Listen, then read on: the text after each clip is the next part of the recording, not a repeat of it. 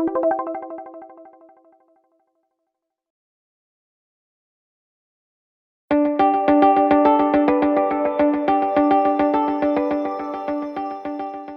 was fun to look at the results of the Harvard trial and looking at the 0.5 milligram on a PRN basis. 1 milligram given monthly also showed the same results. When we look at the patients that come in our office, they don't all respond just perfectly as they do in clinical trials. We're very used to seeing a line that shows the mean or median, and we look at those lines and say, well, this patient didn't do as well, I don't know why.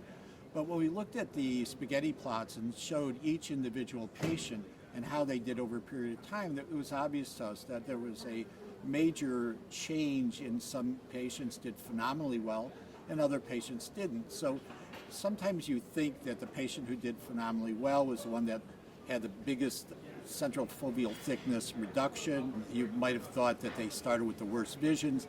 So what we try to do is try to look at what caused you to lose vision and what caused you to gain vision. And so when we looked at the patients, a lot of patients had a significant decrease in the central foveal thickness, but their vision didn't improve. So central foveal thickness doesn't necessarily correlate very well with the eventual vision in these patients. So we looked at then the patients who turned out to be 20/40, and we divided them up in patients who had atrophy and didn't have atrophy.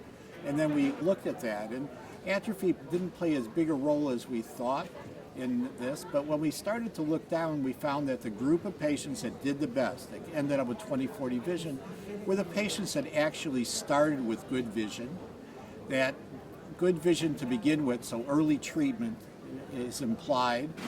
We don't want to wait till they're 2200 and they're coming out. Yes, we'll get an improvement, but we're not going to get them near 20/40 and they still have a problem. And then we looked at the subfoveal thickness, the central subfoveal thickness, and when you look at that, the patients didn't lose as much in the group that gained. I was very surprised to see that the group that didn't come to 20/40 actually had 50 microns of less subfoveal thickness at the end than the group that did.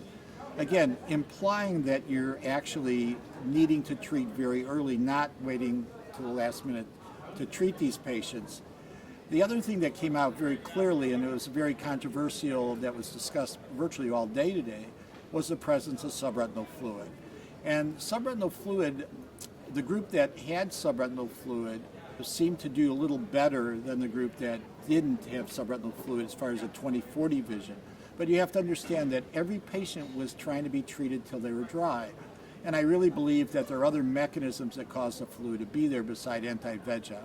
So it might be ICAMs, it may be the Thai pathway, there may be other things involved that are allowing us not to be able to dry them out. But the take-home message certainly has to be that you want to try to dry everyone out. And then intraretinal cysts were definitely a poor prognostic feature.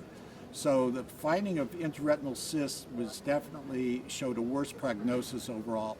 And this was echoed today in other studies that were reported. But again, the take-home message really has to be that you want to try to dry all the patients. Under treatment is the leading cause for decrease in visual acuity long term.